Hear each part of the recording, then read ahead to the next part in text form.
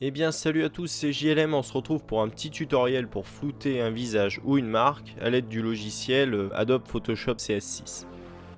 Donc pour flouter un visage, vous avez deux options qui s'offrent à vous, soit en le pixelisant, soit en le floutant.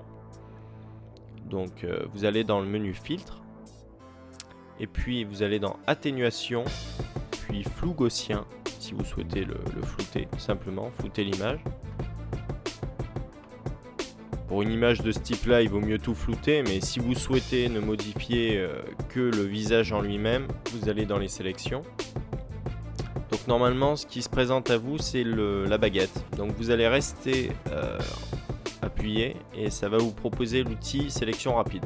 Donc vous sélectionnez et puis ça va vous permettre de sélectionner les différentes parties du visage de manière assez précise.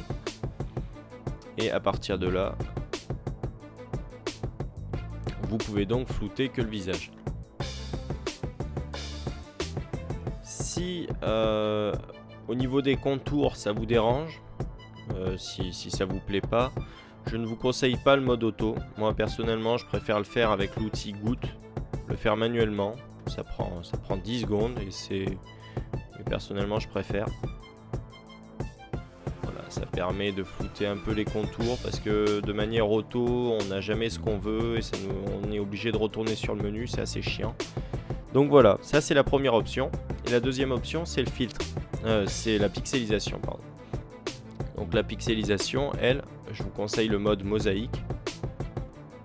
Et après vous choisissez la taille des carreaux qui vous convient. Voilà, je vais vous montrer un deuxième exemple.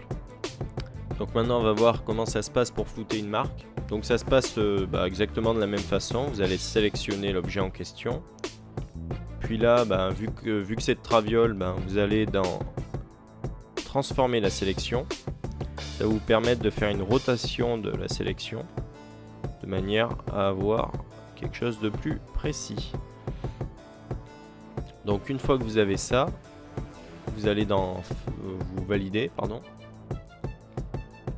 Et vous allez dans atténuation, de la même façon, flou gaussien.